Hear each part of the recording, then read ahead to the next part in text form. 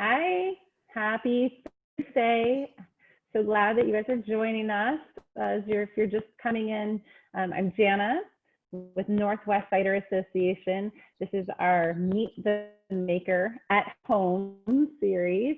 We've been doing these meetings for many weeks now, coming through from April to May and into June, taking an opportunity to stay connected even while we're sort of separated and apart. And today we have a really special Meet the Maker opportunity with Dragon's Head Cider on Vashon Island, Washington. We've got 3 members of their team to get us started, so I can't wait to introduce you. If you are familiar with the chat and you want to use that to introduce yourself, let us know where you're from. If you're a cider fan, cider maker, cider drinker, cider curious, feel free to use that. Also, as we go along, if you have questions, that's a great place to type. You can also unmute yourself and ask questions as we move along. Share with us what you think. We're going to taste through 3 different ciders. We've got, well, one is a Perry, but we have 3 wonderful selections, and we're going to talk people, place, and passion with the Dragon Head team. Without further ado, because I've got both Levi, Karen, and for the moment we have Laura. I want to make sure that we get a chance to chat with Laura, so I'm going to spotlight their video so we get a chance to introduce them. Laura, well, hello. Hello. We've got Karen and Levi. Will you each introduce yourself? And Laura, will you kind of let us know a little bit to get yourself started about how we came to be Dragon's Head Cider? Sure. I'm Laura, and my husband Wes and I started Dragon's Head Cider about 10 years ago here on Vashon Island in Washington. For those that aren't in our region, Vashon Island is a small island only accessible by ferry just off the coast of Seattle and Tacoma, so South Puget Sound.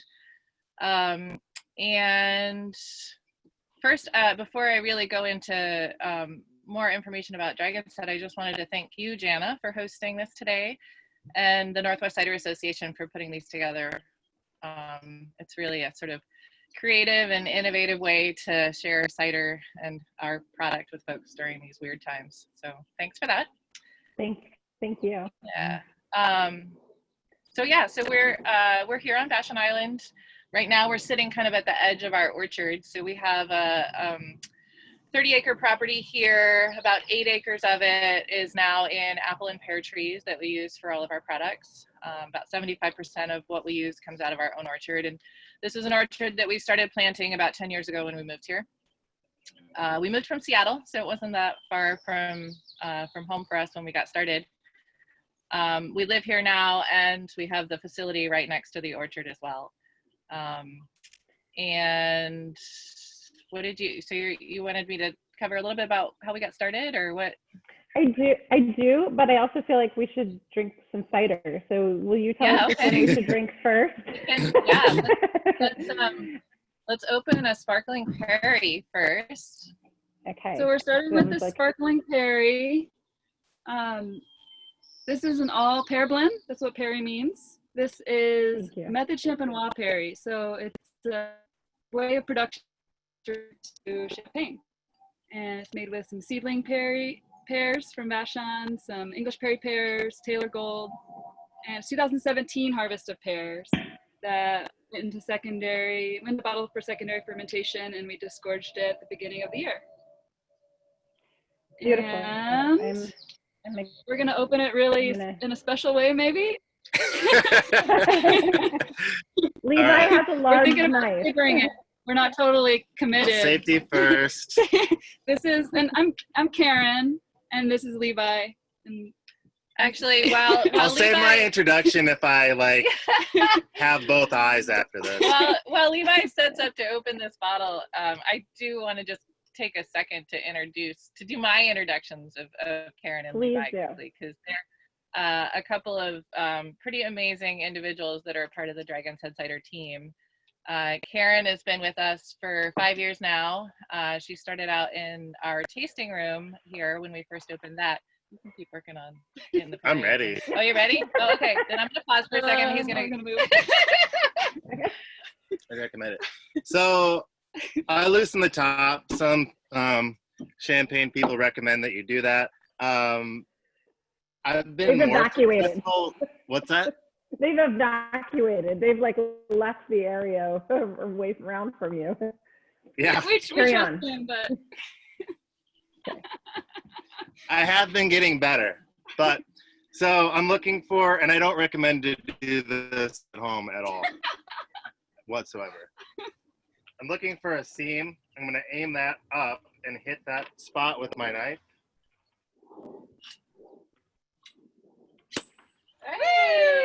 hey! Oh gosh. Well done. Oh, so that's how you savor some sparkling Perry. Yep. And you really have to Very be careful impressive. about glass shards in there, but because of the pressure that we have in this bottle, it's all effluent, so it forces all the particles out. You might not be able to get away with that with a regularly carbonated cider, so just so you know. That was an impressive launch into the Perry, which is a really beautiful, exquisite mission of all of those special pears that are not your traditional culinary pears. Laura was diving in a little bit to her introductions, and I know she had a limited chunk of time, so I want to make sure that we get to hear from her. Laura, do you want to pick up kind of where you were leaving off? We were singing the praises of Karen, right? I was singing the praises of Karen. That's right. She Yes. she has, I guess, you know, sort of evolved into a role here at Dragon's Head where she's really in many ways the voice of the company. She spends a lot of time now, she's our brand ambassador. She spends a lot of time now out in the market, making sure that the folks selling our ciders there, so, you know, retailers in bottle shops and owners of bars and restaurants, beverage directors, things like that, really understand and know our products and know how to sell to their customers. So so that's Karen's role with us now, and she does a fantastic job with it.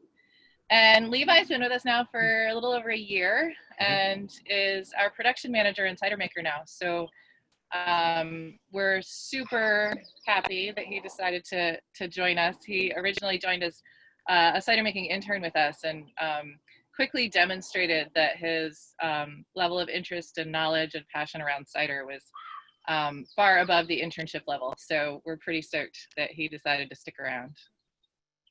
And they are going to be the ones really sort of leading you through the tasting today too. Mm-hmm. So fantastic. And before you slip away, Laura, this is sort of you guys have created something that is sort of dreamy here. And you and your husband Wes and your son, and you're all hands on deck. You guys are there. I mean, you're not the owners from afar. I know that you are out there. I love so many images of you that I know are not doctored, because I know you and I know that you're a mighty force. And it's like you heaving, you know, totes of apples and moving around forklifts, and just really, you're very hands-on, and I really admire that. I'd like to really be all the way invested into your business. So I wanted to sing your praise for a moment before you dance off. No, you know, it's something that I really love doing and being a part of, and I feel like we do have an amazing team here, but it's a small team. You know, there's a total of 7 people. And that includes me and Wes, and that's it. That's all there is to Dragon's Head. So in many ways, a lot of us do wear different hats all the time, and you know, and I like being a part of each aspect of it too. So part of the fun. Yeah, so great. I asked you kind of right before we got started, you know, how you knew, or why did you decide you wanted to start a cidery? And I guess the answer is a shifting target, right? A little bit. Well, yeah, I mean, I can remember back to the original reasons, though. You know, I think over time, Wes and I were living in Seattle, and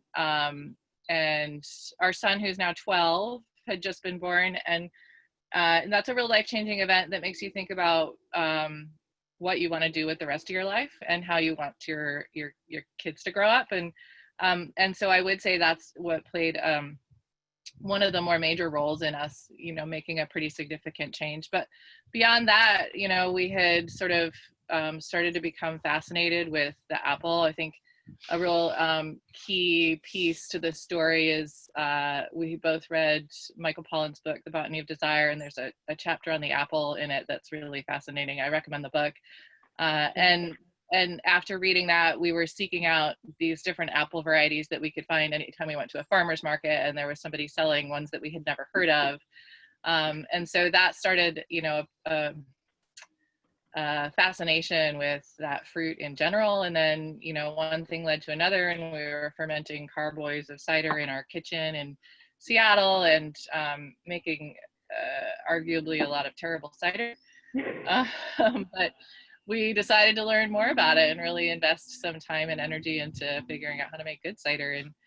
And so it, the whole thing happened really pretty quickly. I think we were working on what we would consider our 5-year plan, which was to kind of get settled and start something new by the time our kids started school.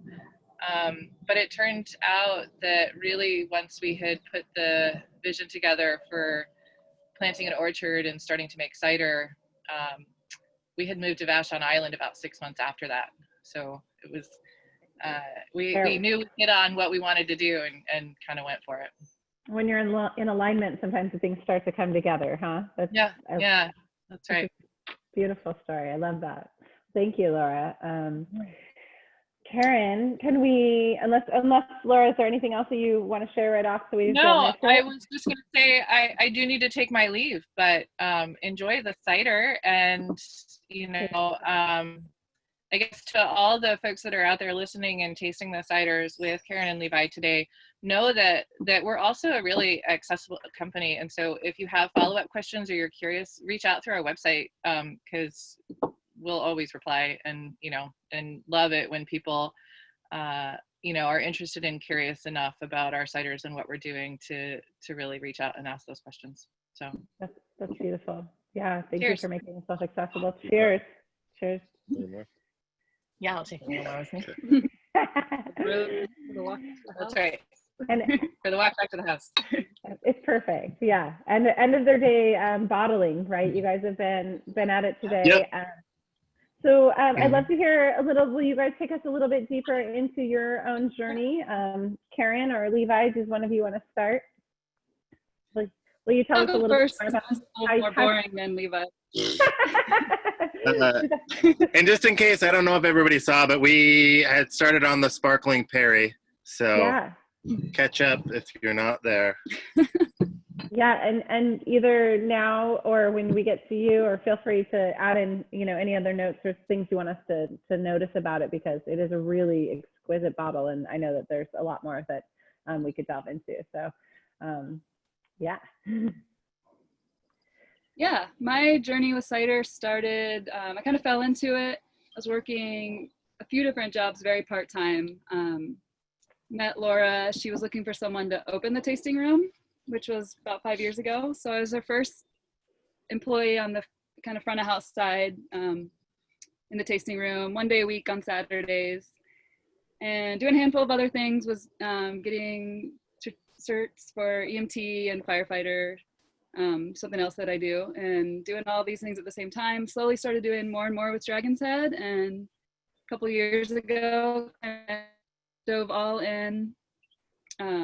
Still volunteer as a firefighter, but kind of picked a direction. Some other things went to the wayside, and been doing it ever since. It's been great. I love it. It's great to have watched your journey, Karen, too, because I know I've seen you over the years, helping and supporting and growing Dragon's Head, and it's amazing to see that it's come to the place where your need to be there is full time, and your capacity has grown so much. I love that you came from the firefighting background world and have such a great diligence to serve folks. And in many ways, you're serving folks in sort of a different capacity here, curating this really beautiful experience for them and helping to bring this sort of approach to cider making and this deeply rooted connection to the land out into the world via the cider. So that's a great, a great journey. And Levi, you have a really fantastic story as well. Will you share with us more about how you landed here? Yeah, I mean, it's kind of a long story. I'm originally from Minnesota, and I kind of meandered. What's that? I said I'm gonna pour myself a little more Perry. Carry on. Chapter 1. No, just kidding. My life in a microscope. But yeah, so I moved to the Pacific Northwest basically because I had a strong interest in food and beverage, but was in the healthcare field at that time, and I essentially had enough of that and phased into working at Woodbox Cider, and the stars kind of aligned, and the company I was working with went out of business. I went to France and whooped it for 3.5 months, and dedicated that time toward working on a cidery in France and learning more about French production methods, and a bit of just touring different cideries and talking to makers and trying their products and talking to them about it. And I was able to glean a lot of information, and got an internship at Dragon's Head shortly after I got back, picked up and left Portland, where I was at. And yeah, do we still have a good connection? Are we still with you? We see you. You're a little tiny bit slow, but we're with you and we can hear you. I think to be in your beautiful virtual background that's not virtual, this might be kind of the sweet spot. Levi, I have to I'm putting in the chat here that, well, first of all, Laura said, for the Midwest, you could share where in the Midwest you were from. Did you tell? Laura, where's Laura from?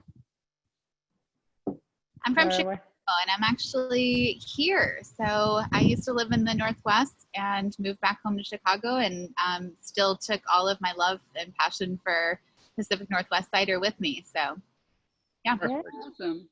That's awesome. And we'll have to delve a little bit into some differences of cider making styles, but I just have to pause in case people didn't hear that he said he woofed it. So in case people don't know what that means, would you share with them? Because I just love that when we talk. Yeah, so woofing is working on organic farms. And there's a lot of different systems set up like per country. And I had met people woofing before, and it sounded like a wild thing. You know, I didn't think I could find myself in a position where I'd be woofing it across Europe, but it happened and changed my life. So good. So for good. The better or for the worse? Definitely for the better. For sure.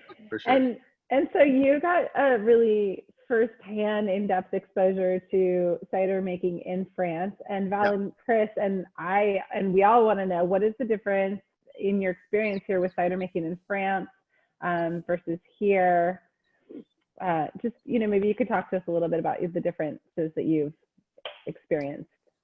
Well, I think starting with, where should I start? Starting with the apples. The apples are tend to be a lot more heavy flavors and more bittersweet, honestly, like focused, even compared to English cider. And if you had a French cider that was completely dry, it would be a pretty rough drink, for generally speaking. So I guess one of the biggest differences is the concentration on bittersweet fruit. And then somewhat as a result of that, that might have been why keeving came up, to have keeving is starving a cider of nitrogen and some other nutrients, so that the yeast run out of juice or components, if you will, before they ferment the sugar completely. So you have some residual sugar, and that makes the beverage a little bit easier to drink and well-rounded and balanced. And keeving is relatively rare in the rest of the world, really. Like, it happens in the US, it happens in England, but France is really like, most of the cider is keeved, from my experience. So we have a few French people on our Zoom. They can answer that too. Yeah. I think Sebastian, his family made cider back in the day. So I was like, I'm looking for him. Sebastian, are you? Do you want to? Yeah. Do you want to chat French cider making styles, Keeving at all? No pressure. Perfect. You know, so this is kind of a little bit of a great segue. I'll just kind of, Levi, if you're willing, I'll kind of ask you, and Karen, please feel free to chime in as well. I was sort of thinking about our chat today, and I was thinking, you know, if somebody walks into your tasting room, or if you're out at a festival or somewhere and they encounter your cider and they say, tell me, you know, tell me about Dragon's Head, and you know the landscape of sort of the Pacific Northwest styles of cider, or even, you know, broader national cider, like what would be your, you know, super quick elevator pitch of how you would sort of let people know what they were going to get when they had something from your line? Sure. Yeah, I think something really important is that we're orchard based. That the fruit is really what's first. So the varieties, the quality, how it's produced and how it's made. So we're using mostly bitter sharp, bittersweet varieties. These varieties that aren't good for fresh eating, either have really high tannin or acidity or both, and make complex and really interesting and beautiful ciders. And then our process is really tied to the seasons. So we're not making cider very quickly, sometimes unfortunately. So the cider's all getting pressed in the fall, goes into tank, sometimes separately, varieties separately. So we're doing long, slow fermentations over winter, sometimes adding yeast, sometimes a little bit more low intervention, not adding a particular yeast strain. And fermentations finish in the spring. We're doing blending trials. So a long process that's a lot more similar to white wine making, which, you know, is something we're trying to let people know. People, I think, sometimes aren't sure where cider falls between beer or wine.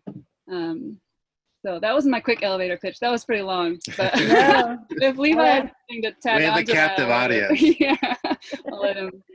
It's like it's a ride through like the 30th floor. We got plenty of time. Okay. That's the gist of it, you know, is kind of starting off with good fruit, and good fruit that has flavor that can hold up on its own. And then, yeah, kind of letting nature do the work, letting the yeast do the work, and not really like forcing it to be faster or slower, or when we're ready to ferment it, you just kind of like let it go and follow the lead on that. Yeah. And that could easily segue us sort of into talking a little bit about place. If you feel like we should, then we could move into the next cider, which would also probably root us in place. I'm looking at your beautiful backdrop as we tuned in. I was like, it looks like a perfect virtual backdrop, but no, it's real life. It's gorgeous orchard that only happens when you really put in the care and love, and those trees, as Laura was letting us know, you know, we're all planted here by Laura and Wes, you know, in the very beginning. So this is truly a labor of love. So maybe we can make that journey into the next cider and talk more about the orchard and the varietals, and get a little bit more geeky about apples. I know you guys both want to get geeky about apples, don't you? Are you savoring again? No. No. No. Wrong top. I quit while I'm on top. So. You know what? I respect that. I will just really briefly, I don't think we really talked about too many tasting notes on this. We can talk about too how that process, the method champenois, gives it these really delicate, persistent bubbles that are really kind of champagne-like and really dry, kind of some grapefruit notes, a little grassiness. Well, yeah, I think compared to other ciders that you're going to taste, this one has kind of like a little bit of like a bready or biscuity flavor at the end of it, and that's partly because of aging on the lees that we get from the pears. It's just kind of an additional complexity that you get in there. And then the other thing about this sparkling perry that we have, it has a pronounced astringency on the end of it that kind of like ends your flavor profile for that. I particularly enjoy that. It's like pear skin to me. Mm-hmm. Yeah. Mm-hmm. And it's definitely a labor of love. I wish I had a picture of Levi and Laura and Wes disgorging this in January and getting Perry all over themselves, but we don't have a photo of that. Pears really kind of suck. Like they taste amazing, you know, they make a great beverage, but they're tough to press. They're tough to ferment. They like some will be like unripe and other ones will be rotten in a bin, you know, and it's like, how do you, they're difficult, but worth it. So. Yeah, they're pretty remarkable, and I think it's great. I love that. I know you really kind of briefly mentioned, you know, the Perry terminology is specific to, you know, all pears as opposed to pear cider. So that's a great little kind of education piece. And these, you know, the attention to detail to do that method champenois production, you know, the attention to really fine fruit, it's so evident. It's so elegant. It's a really clean, really beautiful, really nuanced, finished Perry. So you guys have done a great job. Yes. Sorry, Seth. We're kind of wrapping up Perry, and we're going next to Heritage Cider, correct? That's right. Yeah. Watch this. Karen, you're pro. So you guys are a great team. Yeah, this is Heritage Cider. It's the name for our kind of cross orchard blend. It's around 20 different varieties, all from our orchard, all English and French bitter sharp, bittersweet varieties. Apples like Yarlington Mill, Harry Masters Jersey, Debonet, oh my gosh, Brown Snout, 20 of them. Impressive. Apples you'll see in the grocery store that we're really focused on growing. Yeah. Mm-hmm. And right away, you can see a difference in color, right? I mean, I can see, obviously, from the Perry to the Heritage, we've got a totally different hue. Talk to us a little bit more about your tasty notes, production, anything that you kind of want to share with us about this one. About the Heritage? Yeah. Yeah, so this is kind of like a highlight of the orchard with the bittersweet apples. And then with that, you get that color too, you know, and this isn't actually as pronounced a color as we've had other years. And even our newer cider, you get sometimes a deeper, darker orange hue, and that's speaks to the tannins that you get from the bittersweet fruit. So you get kind of a fuller body, fuller mouthfeel. It has astringency and body. It coats your mouth a little bit. Mm-hmm. But there's really nice acidity in this too, from the bitter sharp. So nice round cider. I get some butterscotch notes often come up with bittersweet cider apples. It's so beautiful. It's I think we talked about this kind of when we chatted in how, you know, it's amazing when you get to capture apples not tasting just like the one-dimensional apples, right? So Tom's got little hints of horse. Yep. There's a little bit of characteristic English farmhousiness going on. Yeah, horse blanket. Yeah. Yeah. It's Adrian. No, I know it's Adrian. Yeah, and that comes from Brettanomyces. And our more recent blends too, we're kind of working on, you know, whether we want that farminess or whether we don't, you know, and this is probably a little bit farmier than our other ciders. So. I think this is a good place to talk though about character versus flaw and kind of where that line is, because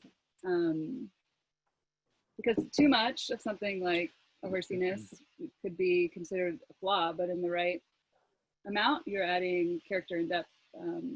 So it's an interesting line, and everyone's palate's different, but something to think about. It tends toward more, when you have more bittersweet fruit and you don't have the same amount of acidity, you have a higher propensity for ciders to go farmy and horsey. And you'll see that as a more common thing that comes up in English and especially French ciders too, depending on the production methods, but it's much more common there. So I think it tastes amazing. There's a couple questions, and I think that this one is great. Elizabeth and Jean, they're asking about at what point in the process do you do your blending? And you guys were chatting about sort of doing single varietal ferments. So would you speak a little bit to that? That's such a great thing to kind of delve into. That's very pertinent to right now, because that's kind of where we're at for the 2019 fruit. Actually. Yeah. So we try to parse out our fruit to keep it mostly single varieties. It doesn't always make sense because we do have to hit certain acidity levels just for the safety of the juice, and at that point that's basically the major concern. And then later, when we have all these very, very unique kind of siloed flavors, we can combine those together to make something that's more complex. So, and you can kind of look at it as like closing doors. So if we were to blend more when we press, we kind of close doors to some of those flavor profiles and opportunities we'd have later. So we prefer to press like apples, well, the same single variety apples together. Or similar style. Yeah. And then after they go through the fermentation and we kind of know how they're going to behave and what they're going to taste like, that's when we make those final decisions to really tweak the flavor and bring it to where we want. So you have more control with the blending if you do it that way. Yeah. That's so beautiful. I love the analogy of the closed doors. That like really, that speaks to it so beautifully. I think the farmhouse style was mentioned. Would you be willing to speak a little bit to what you would constitute as like a farmhouse style of cider? I think a lot of times when people are talking about farmhouse, they're talking about wild yeast versus inoculating. Is that right? Yeah, one of the and things. it kind of depends on where you are, you know, like what country you're in. Like farmhouse might mean something different. But this is an interesting one to talk about that with, because with this, because it is 20 different varieties, some of them were done wild. We didn't add a particular yeast. We just let the fermentation happen naturally. Yep. With whatever yeast, it's typically on the skin of the fruit. So when you press, it gets into the juice. And then some of these varieties, we chose a specific yeast that we knew was going to work a certain way with the juice and have a favorable outcome. And then when we did blending trials, those got blended together. So this is part wild and part not wild. And a few of our ciders are like that, actually. I love that. Part wild and part not wild. And we're actually, we found that we get a lot more nuanced flavor from the wild fermentations. So we've started to move more in that direction. And we're also getting really good at controlling those fermentations and letting them be wild, but then also not having them get out of control. Yeah, exactly. That's such a nuanced balance. That's such a cool thing to be able to have that ability to capture what's in the environment and let it have that wild tendency, but not be concerned that you're spoiling, ruining. Still have to watch it pretty closely. Yeah. Laura's gonna have to try these side by side because she's got the wild ferment dragon's head as well. So yeah. that's super fantastic. I want to delve just a little bit more, if you are willing, into the place. You know, the story of you guys coming together is so rooted also in being on Vashon. And can you tell us a little bit about, you know, what is the microclimate like for those trees? Like what is their sort of cycle? I know you said that your process is tied fully to the seasons, which is beautiful and so true to winemaking. And I know that what shows up in this bottle is such a true expression of the terroir of your region. Can you tell us a little bit about what that might be like? Sure. Yeah, I'll start. I know we're at a similar, latitude or longitude. Thank you. Yeah, latitude, the places where these apples are grown in Europe, Somerset in England and Normandy in France, and similar also kind of maritime climates. So you get a lot of rain year round, except in the summer where we have decent amount of sunshine and dry weather. Especially last year, we had pretty dry summer and cool nights, which was interesting. Yeah, so our apples do really well in that environment. Yeah, we find we don't have to use too much pressure from outside forces to like have the apples do their thing and develop to full maturity. and really get like the full sugar content. And then we also kind of get away with not having too cold of winters, because we do a lot of our primary fermentations outside. So we can get away with a smaller production facility by having outside fermentations. And then so we harvest and press. It's kind of a long season. It is long. It's kind of like August. it starts in August, and then it really comes into Around Thanksgiving. We have some late harvest apples that are right around mid-November time. Yeah. And then they'll all start fermenting about that time when it really starts to cool, and then they might stall potentially in the winter, some of them, if they're not, depending on where they are in the fermentation, but it works just fine. It's almost like the perfect outdoor cool fermentation that you want. So that's magic. That's the magic I would expect. And you know, I know it's a weird time, so I know you know, you haven't been like in full-fledged open. We're getting into the summer season. This is the time that people typically come. Will you tell us a little bit about what is it usually like if folks come up and visit, you know, let's say in 2019, or you know, what would sort of the season be kicking off like at this point? Yeah, well, we're opening this weekend on Saturday. Yay! By reservation only. So call or use the form on the site to do it. But we have a lot of it. It was a fair weather space, kind of indoor outdoor, which is perfect for summer. Property's 30 acres, and we generally welcome people to walk around, sit by the pond, bring a picnic, hang out, and we're hoping we can do that still, but with a lot of regulations in place, but still have people come out and be able to enjoy the wide open space and in Vashon. Yeah, that's so fantastic. And I know you get quite a few visitors who are coming from maybe just, you know, Seattle, kind of Tacoma, you know, and then also I love that you had said this, Karen. I'm hoping I'll say it the right way, but it was like people who are kind of on the island who like bump into you guys sort of, you know, almost by accident, right? Like there's people who come who are cider lovers, like this community. Hopefully you'll go because you're like, we need cider. Let's go check these people are amazing. Their cider's amazing. The place is beautiful. We want to go. And then there's people who are sort of on Vashon and they're like, whoa, what's that? Hang on. Yeah, we're a little tucked away. We're only a mile from the center of town in Vashon, but tucked away enough that you gotta do a couple turns to find us. And as Elizabeth and Jean pointed out, really easy to bike, although Vashon is pretty hilly. That's so fantastic. Yeah, you guys have been sort of in the bubble here. When folks would come to your tasting room, typically, Karen, would you kind of take them, like, would you take them through a flight typically? Would you, like, how would you kind of present to them, like, where would be your inroad cider, or what is your sort of strategy on how you present? Mm-hmm. Yeah, we've got some curated flights where people can choose their own adventure, and we give them 5 to choose from. So it's a good way to get a variety of everything that we have, and you can buy glasses and bottles and hang out longer too. But the flights are really good. Yeah, that's so great. Happy to be able to do that again. Yeah, I know that folks are really looking forward to coming back out.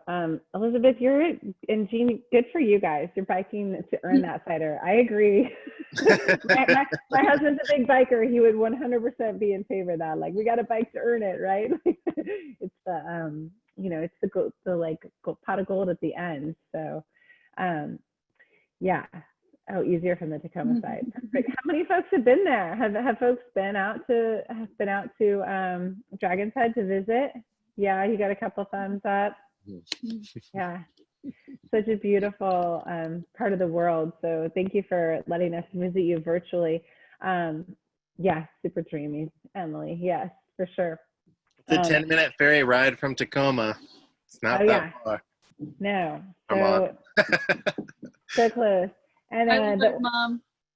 Yeah, I got Rocky here. Yes, I love it. Oh yes, hey, look, you guys are all so connected. And, you know, part of the work that you guys are doing obviously is in the fermenting, in the tasting room, but then a lot of it is out in that orchard. And I was asking, oh, are you not hands on deck on the orchard? And you said, no, absolutely. We're all hands on deck on all the things. I loved how you shared with us about like the team process. And I know Laura kind of chimed in the beginning, but talk to us a little bit, I guess, about your process of, you know, how you guys sort of make decisions as a team, if you would. What, you know, are you all in when you need to be all in the orchard, all in probably when you need to be all in for bottling. And then you've done a lot of trialing, which will take us, we don't have to go there quite yet, but it'll take us into the pet nat, which was sort of, you know, it's a process of experimentation and learning together, right? So how does decision making sort of play out for you guys now as a team? What's that like for you? We kind of, it's really democratic, and it's interesting, you know, with a small team, you have to curate people that have those special talents in those areas that you need. And we definitely have that with customer facing end, and then like the more technical side of that. But then everybody kind of comes together to make those flavor decisions, you know, because ultimately it's the public that's going to drink them. And there's no, the gloves are off at that point, you know. It's like people just say what they want about the flavors, and that's how we kind of like tweak our cider to get the flavor profiles that we want, and it works really well. It's a lot of fun to be a part of the blending, actually. It's nice to have the input of everyone's different palates, for sure. It gets a little wild sometimes when you say that. Wild fermented? Nope. Conversation, you know. I was with you. So good. I love that you used the word democratic. It seems so apt for what you guys are doing there. And so you guys have been doing this long-term investment to learn some of the difficult techniques and trial some things. And is that how you made your way to pet nat? Yeah, we going there? Are you all ready? It kind of is. Tell us, Levi. Things get a little wild sometimes, and this is a Levi experiment that turned out well. Yeah. So this is kind of a little bit of my background in home cider making and a little bit of what I learned in France. And Laura just happened to mention one day, she's like, we should make a pet nat. And I was like, yes, we have to do that for sure. And I had a lot of really wonderful things that would go well in a pet nat, but didn't really like have a home in some of the other things that we were working on. And 5 quints were a part of that. There's a big plane going overhead right now, so. Yeah, no worries. This is Meet the Maker at home.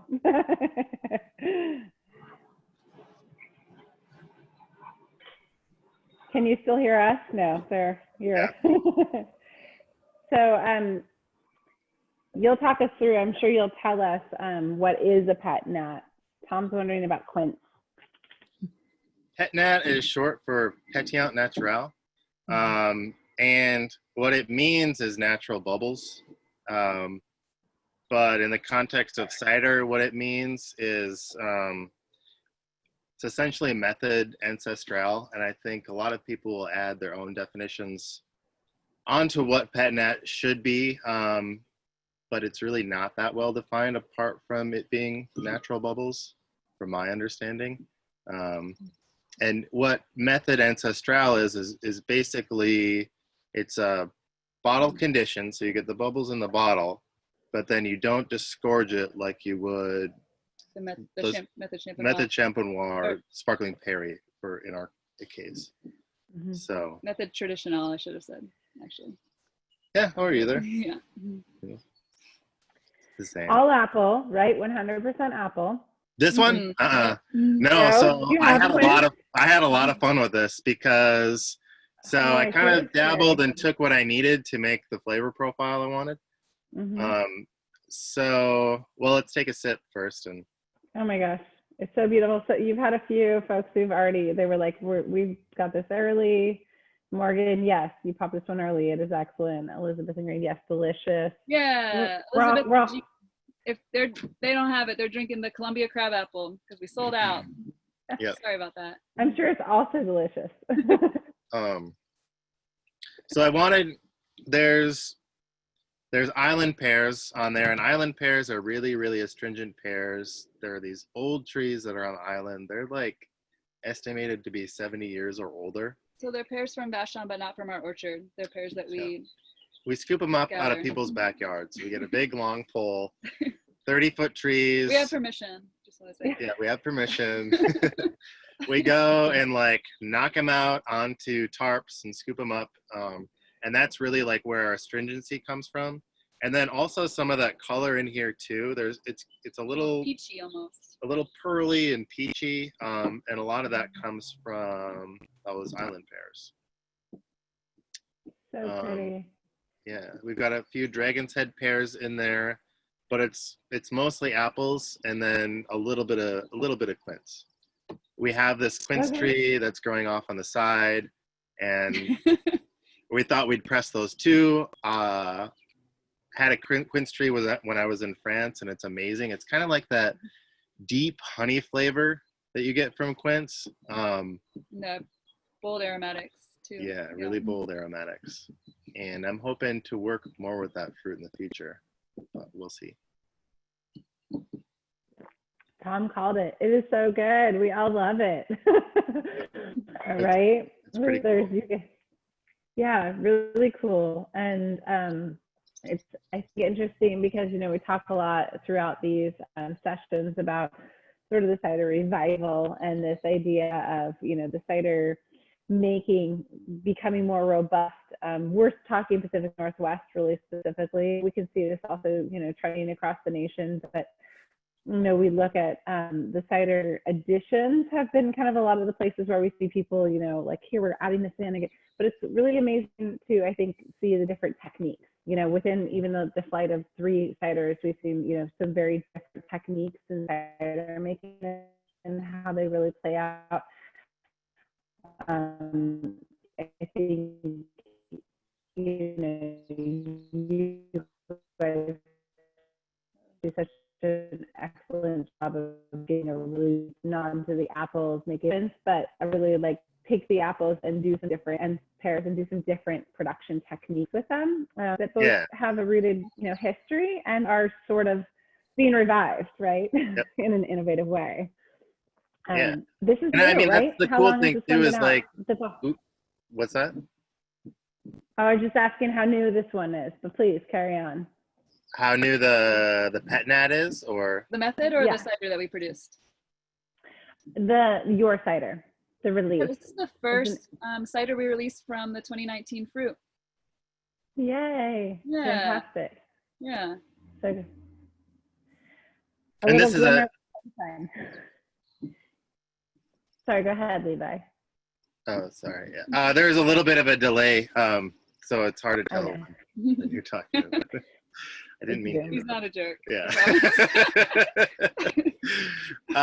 But yeah, the pet nat is a new product for us, and you know, to speak to what you were saying, we have the benefit of all of this technology now, and then kind of marrying that with these old techniques, you can make something really cool that hasn't been done before in the in-between those two. And I like the idea of that and kind of doing the hard work to get the flavors from the fruit rather than just adding those flavors that you need. Personally, I think that's pretty cool and rewarding to go the long way almost and end up at something that you didn't really even realize was a possibility, you know? And that's kind of what the pet nat was. It's like aiming at something, not really sure what's going to happen, and then it worked great, you know? I could have messed it up. Pretty easy, honestly. But. Yeah, I love it. It's the investment, right? And that, I guess, I feel like that kind of gets us right at that passion mark. So clearly, you know, the journey that both of you have gone on has been, you know, going from somewhere and then showing up here fully invested into cider. I'd love to just, you know, I think that it's so evident through the products you're making, through what you shared with us, through the packaging and the storytelling, that you're so committed to doing it in a really authentic and really rooted way. What else kind of lights you up about, moving forward? Like what kind of things are you still excited to explore more going forward in your cider making or your cider journey? I just think getting a greater diversity of fruit is one thing I'm pretty excited about. We've been playing more with red fruit and red field specifically.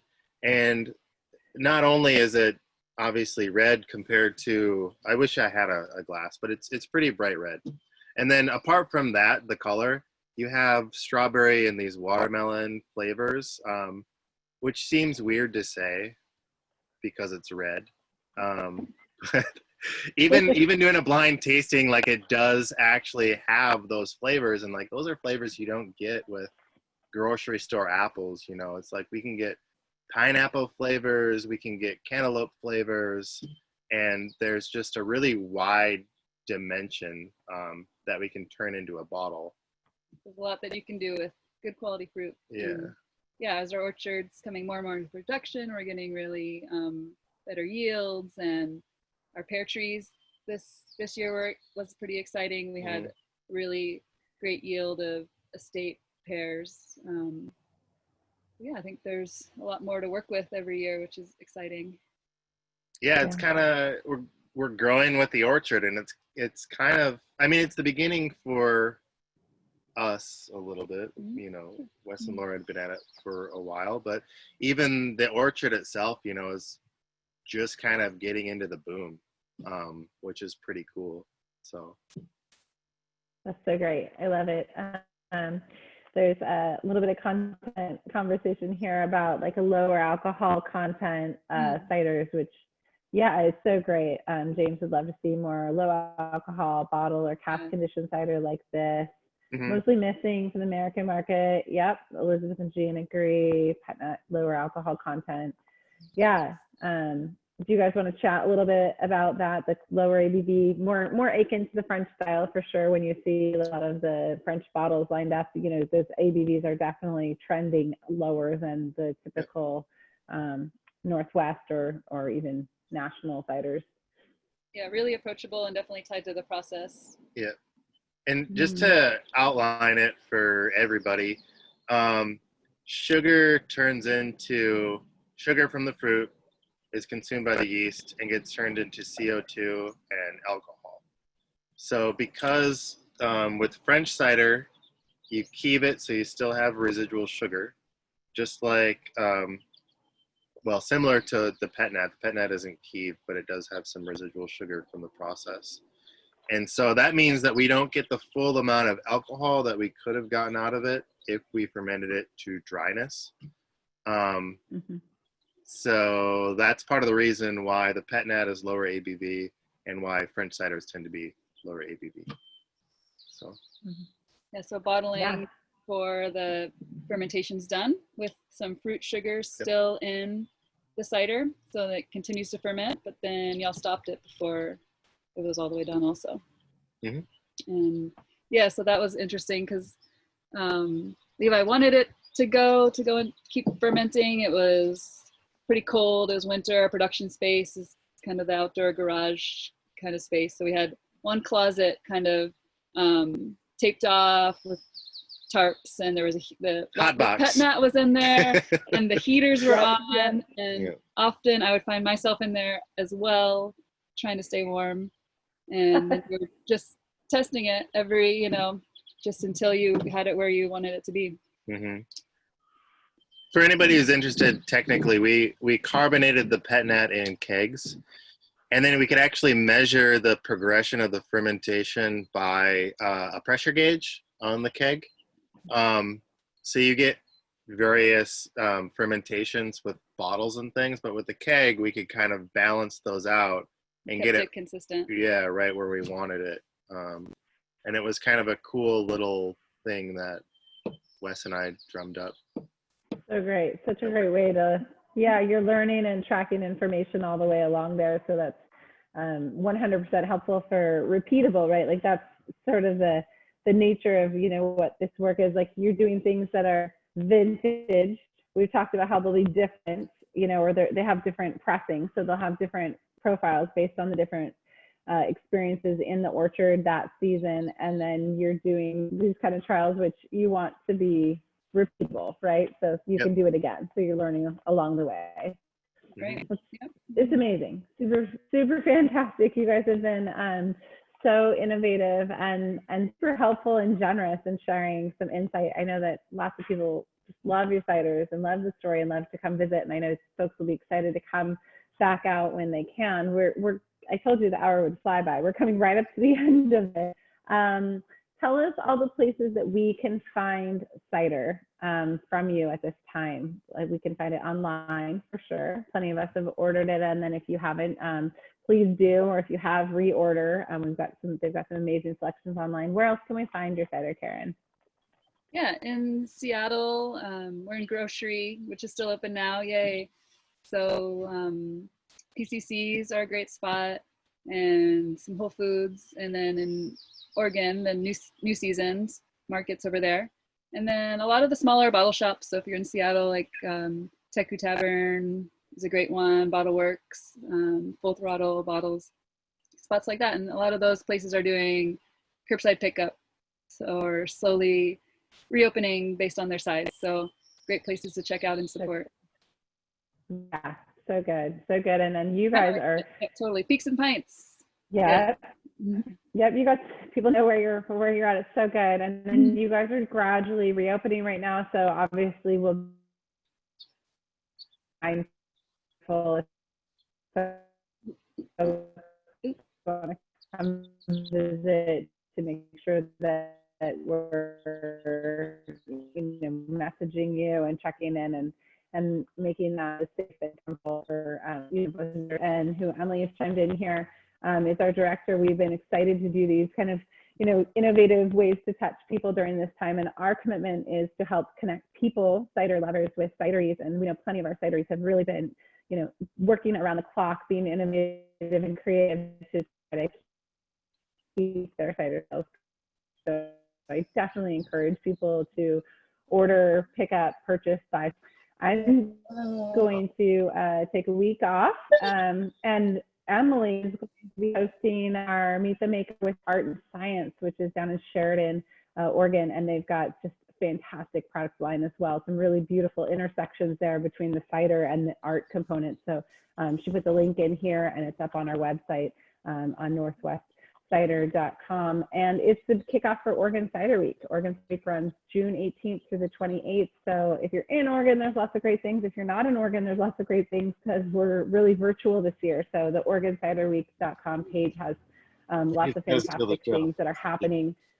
And we encourage people to come over to that website and check out what we're doing. We're doing cheese and cider class, and we're doing some DIY cider making and just lots of fun things. So I can't thank you guys enough for spending your afternoon, evening with us in this picturesque setting and taking us through these beautiful offerings.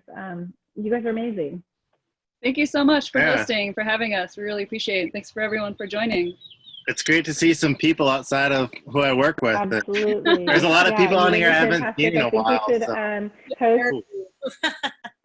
Yeah, and we work together and we're housemates, so we're really sick of each other at this point.